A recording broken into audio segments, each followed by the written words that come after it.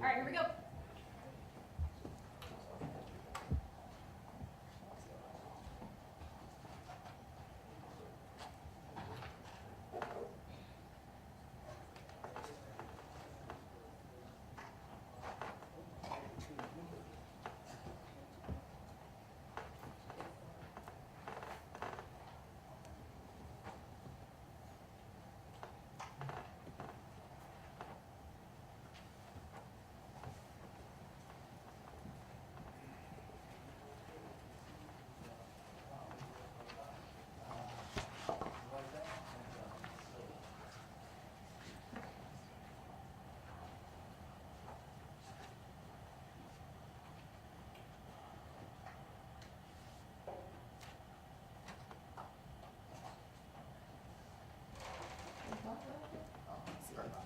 Okay.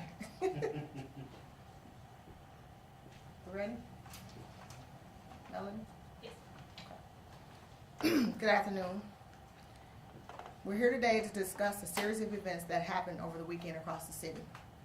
I'll start with the most recent homicide that happened Sunday just after 9 p.m. on the 1900 block of Vaughn Street.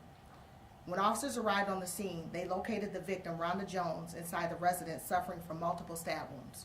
She was transported to a local hospital and was pronounced deceased shortly after. The suspect, Michael Wright, was taken into custody a short distance from the scene and charged with murder. This homicide is domestic violence related, as Rhonda and Michael are brother and sister. On Saturday, May 6th at 4:41 a.m., officers responded to a shooting on the 500 block of East Whittier Street. Upon arrival, the officers located an adult male victim identified as David Davis, suffering from a gunshot wound. He was later pronounced deceased at the hospital. This is still an ongoing investigation, but we do know the homicide stemmed from an argument with the known suspect. On May 6th at 3:31 a.m., officers were dispatched to the 1400 block of St. Clair Avenue on the report of a shooting. Officers arrived at the scene and found 5 individuals suffering from gunshot wounds. Taylon Rowland was pronounced deceased at that scene.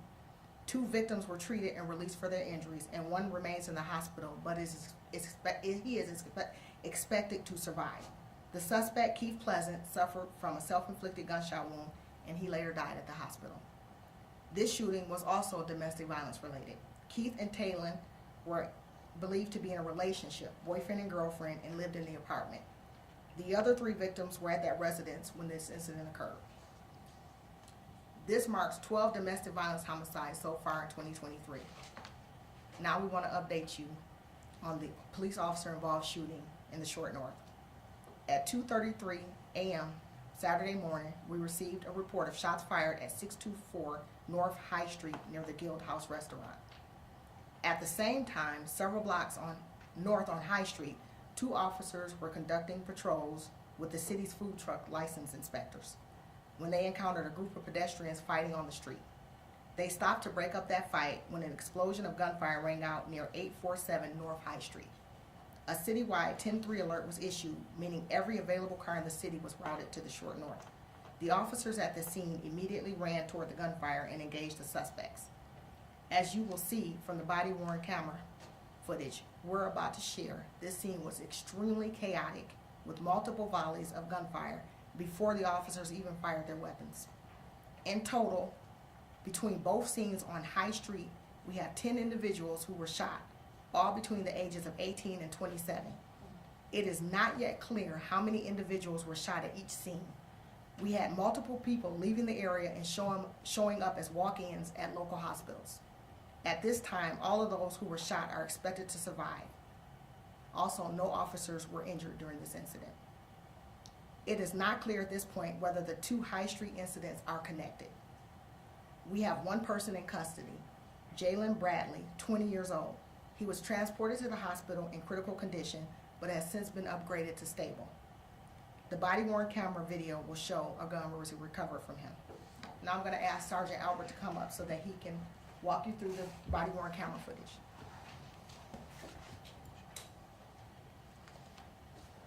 Good afternoon.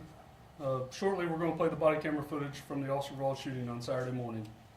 There are two videos that we're going to play for you. We had 3 officers that night who discharged their firearms. However, one officer was working special duty and did not have a body camera assigned to them at the time, which that is not required of them within our policy. The first video we're going to play for you is from Officer Carl Harmon. Officer Harmon and his partner, Officer Velas, were assigned to be with the food truck inspectors like Chief said. Due to this, they were not able to respond to the initial shooting call. At the beginning of the video, you will hear lights and sirens, you'll hear sirens and you'll see cruisers driving by with lights activated. Those are the cruisers responding to the initial shooting call in the 600 block of North High Street. About a minute into the video, you'll see Officers Harmon and Velas break up a couple of different physical fights that are occurring on the sidewalk. This goes on for quite a while until you hear the shots being fired in a real close distance from where the officers are at.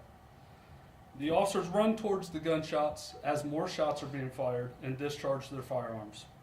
At the conclusion, Officers Harmon and Velas approach a male and a female. You'll see Officer Velas kick a firearm away from the male.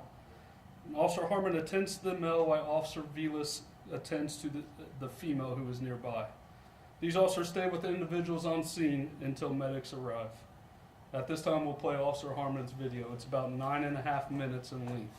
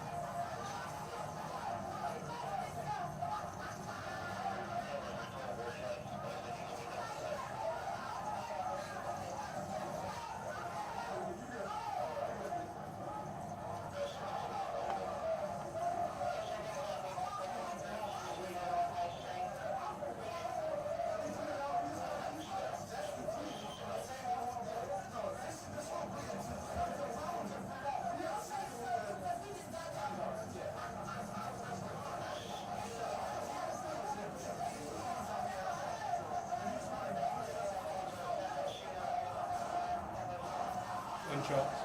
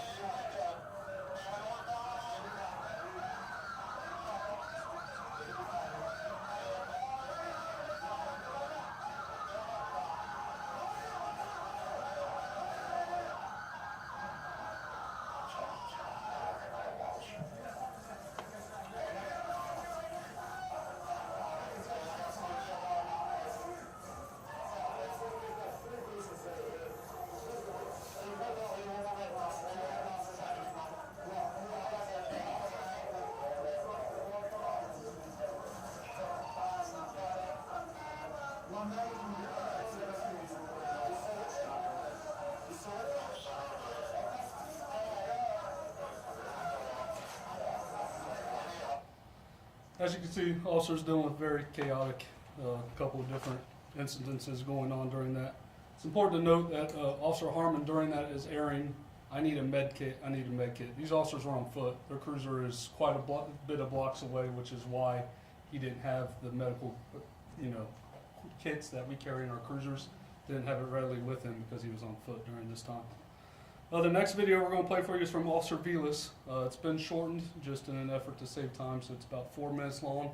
It'll start right before the shots start, and it'll show his vantage point, and we'll show him tending to the female.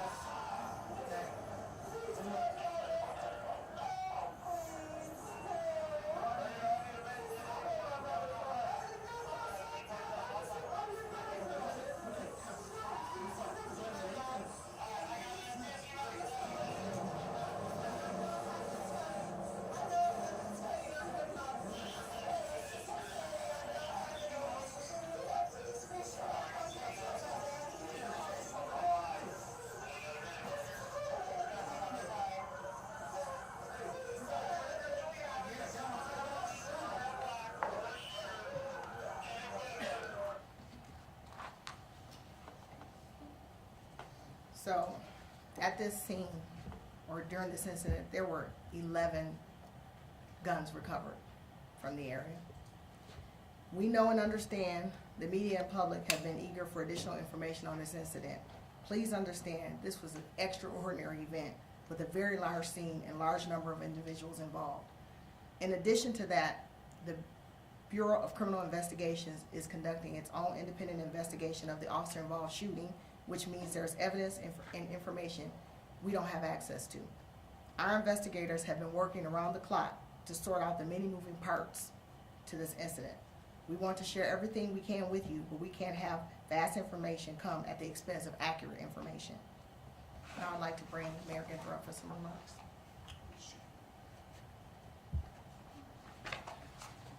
Thank you, Chief, and thanks to all our officers under extraordinary circumstances. I want to thank them for their courage, their coolness under incredible pressure, the compassion they showed those that were shot in the line of fire, in danger. Violence that took place across our community this weekend was truly horrific. As Chief indicated, Ohio BCI is leading the investigation into one of the incidents in the Short North. Their work will continue. We'll provide additional updates as we learn more.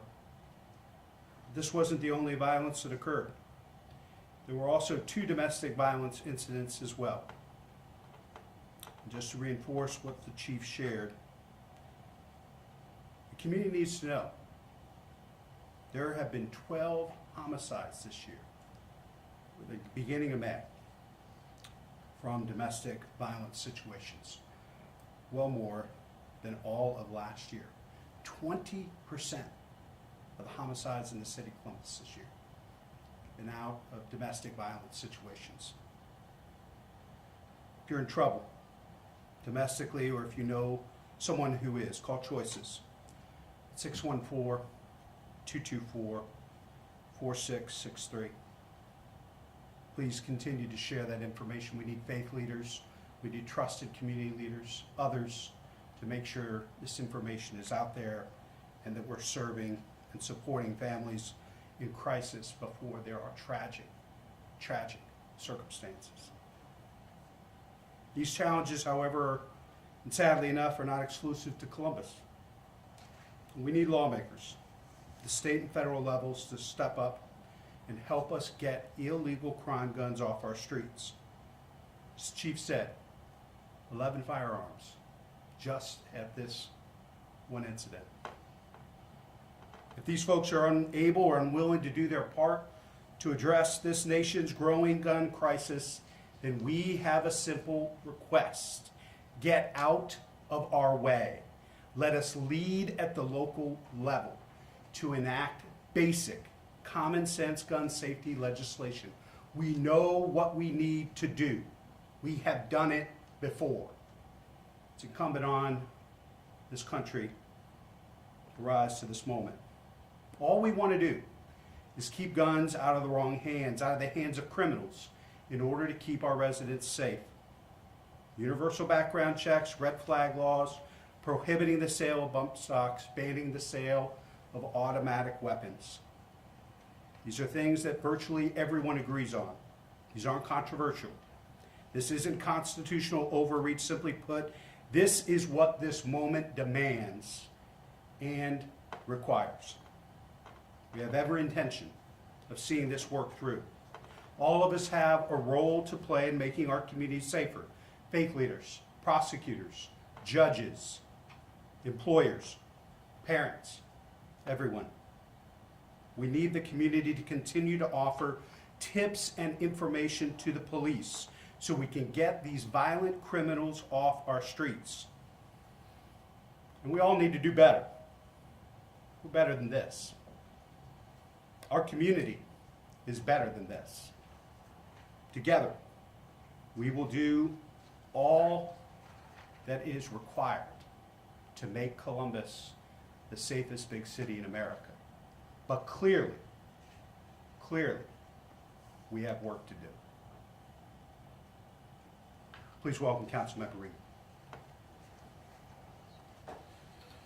Thank you, Mayor. Thank you, Chief, and thank you to our officers that were put in this type of situation over the weekend. The violence that's occurring in this city this past weekend is completely and utterly unacceptable.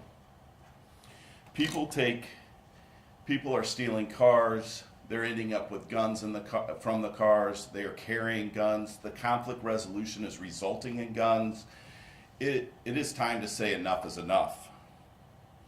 Public safety is a fundamental right of any healthy and thriving community. Without adequate public safety measures, people cannot feel secure in their homes, on the streets, or in public spaces. Law enforcement, of course, plays a critical role in ensuring public safety. Our officers, as you can see, work tirelessly day in and day out, putting their lives on the line. But we can't put that burden on just them. As a council member, I, along with my colleagues, can draft legislation. We pass legislation only to be usurped by the Attorney General and the State House. Simple. Lock your guns up. Don't leave them in the car. These are all very simple things to do and still protect your Second Amendment rights. But police can't arrest their way out of this, and we can't legislate our way out of this. We have to be accountable to ourselves and to each other, and we need to be working together tirelessly to make sure that people feel safe being on the streets in the city of Columbus. Enough is enough. Again, thank you, Chief. Thank you, Mayor. Appreciate it. We'll take any questions. Of the 10 people who were shot, can you explain to me, were 2 injured, shot by CPD, and 8 others injured in the exchange of gunfire? Or can you give us a better idea of who was injured how? And that's the problem with the complex situation like this. At this time, we cannot definitively tell you how many people may have been injured or shot by officers. We do know at least one, but we can't tell you definitively. There were so many gun shots that were occurring, and there was so multiple crossfire that at this point, with this being a BCI investigation, we're going to have to wait for information from them to be able to make that determination. And additionally, the reason we can't tell you from what scene people were from, whether it was from the 233 or from 7 minutes later, is because you had people leaving the scene, showing up at hospitals, walk-ins, and we had to make a determination whether they were tied to the scene or not, which took time. And so during the investigation, during that course of investigation, we had to determine whether or not these victims were actually from Short North, or were they from somewhere else, because as you can imagine, everyone may not be truthful about where they were injured. Can you explain the role that the male and the female played in this situation? Again, with this being a BCI investigation, all we do know at this point is what you saw in the video, that the young man had a firearm, and that's what we know. So why did it take CPD more than 2 days to tell us how many people were injured? Again, like I said, because the people were showing up at the hospital and they weren't saying, oh, I got shot at Short North. We had to literally figure out and investigate and determine how many actual victims there were that were from this incident. In addition, with BCI doing the investigation, we don't have access to all the information, so we rely on them sometimes, and we're waiting on information to be given to us, but we were able to finally make that determination. As you can imagine, not only was that scene chaotic, but we also had to tend to 2 other incidents that were occurring within a 2-hour period. So it took additional time to be able to get that information, and what we want to do is make sure that we're reporting as accurately as we can, which is why I came out initially to give as much information as I could with the intention of following up like we're doing now. So the guns that were recovered, can you explain I'm to sorry, me when Kim. there was weapons under disability, while there were guns that were stolen? Why were those guns taken? We just know that they were recovered during this incident. Again, BCI is leading this investigation, so a lot of that information would have to come from them. Gun violence has been an increasing problem in Columbus over these past, I would say, few years. I heard Mayor Ginther even say now it's legislation. What do we do? Legislation's not doing anything. It's an increasing problem. What's next?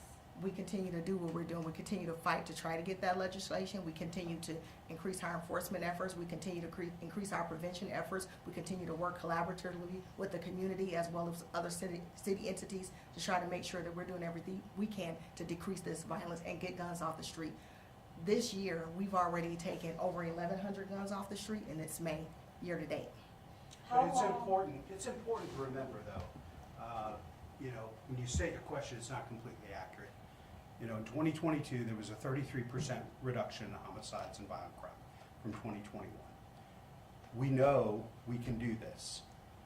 We know that when we all work together, police, community, faith leaders, business owners, and legislators, that we can move the needle and make our community safer. We know we can do this. It's upon us to act. And as the council member said, we're going to continue to fight. We're not going to yield. We're going to continue to push thoughtful, common sense gun safety legislation to protect our officers and to protect our neighbors. And we will not rest. What does this mean for Short North? Will there be a higher police presence now, in response to this, or what does that look like? So I will let Assistant Chief Barker speak a little more, but what I will tell you is this. We have summer initiatives that are coming up. There were already plans to be able to increase and make sure that our enforcement actions are present in not just Short North, but in every neighborhood across the city. But if you want to speak specifically. Two things that I think are important to point out. Number one, community safety is a collaborative effort.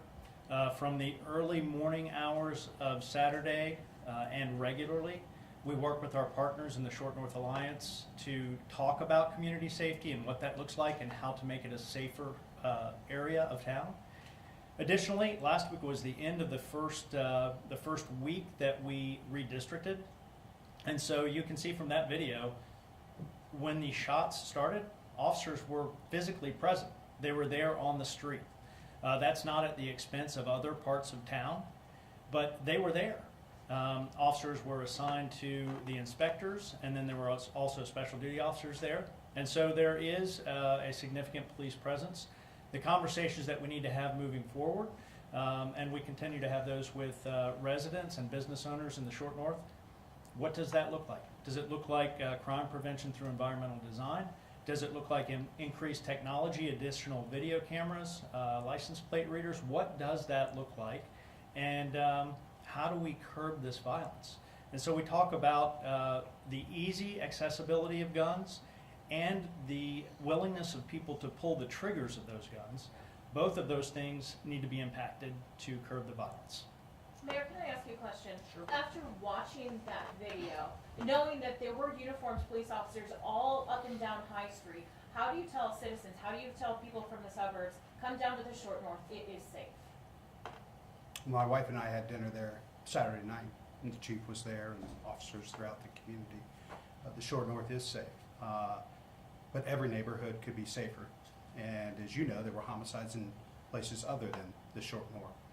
Those neighborhoods matter too. And our responsibility as city leaders is to make sure that every neighborhood is as safe as possible.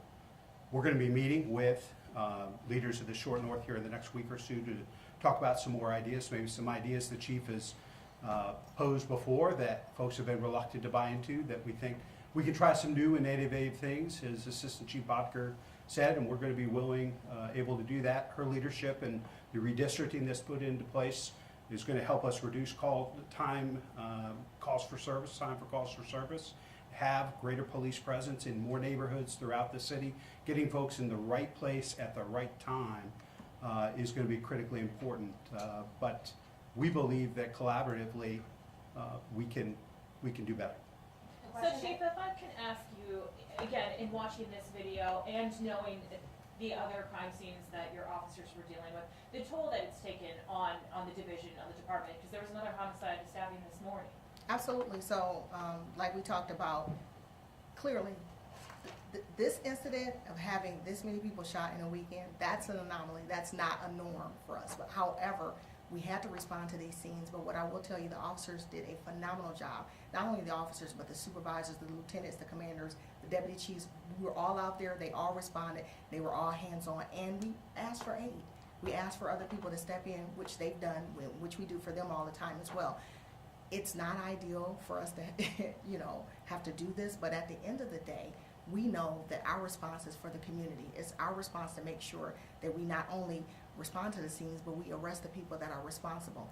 And I will tell you, there's a false narrative out there. We are arresting more people than we've ever arrested before.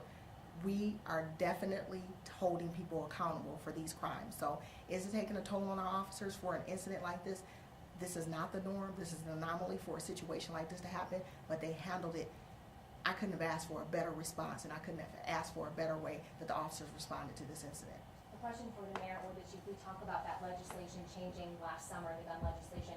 Is there specific data or any specifics that you can give us that where you saw that change from a year ago to now after that changing of legislation? You want to? All I would say is clearly there's a connection here between access to firearms in these domestic violence situations. And if we had red flag laws in place, those folks in the family that had been targeted by those abusers could have sought out help. Could they have stopped every one of these domestic violence homicides? Probably not. But if it made a difference for one family, it's worth that fight. Chief, or somebody, could you explain whether this incident on High Street or the incidents on High Street were domestic violence related or if something else? At this point, do you know? We can't really get too much into the specifics of the investigation. We do know that there were at least two parties involved that were having some sort of conflict. But again, with this being a BCI investigation, there's very limited information we can share in regards to the And specifics. secondly, the gunfire, which looked like a gun battle to me, in close proximity to buildings.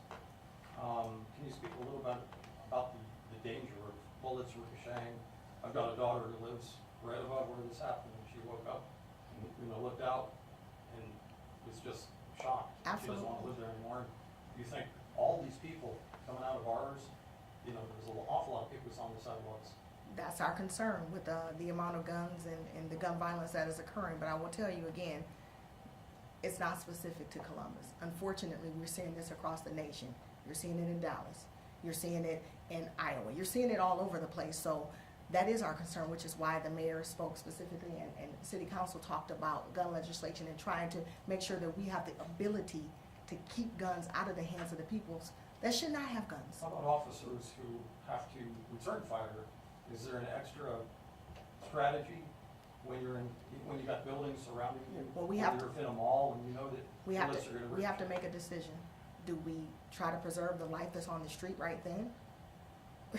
we have to make a decision, and that's one of the reasons that we train, and we train the way that we do specifically for scenarios, for situations. Our officers are extremely well trained in firearms. They're extremely well trained in when to shoot, when not to shoot. So what I will tell you is that officer has to make that decision in that moment.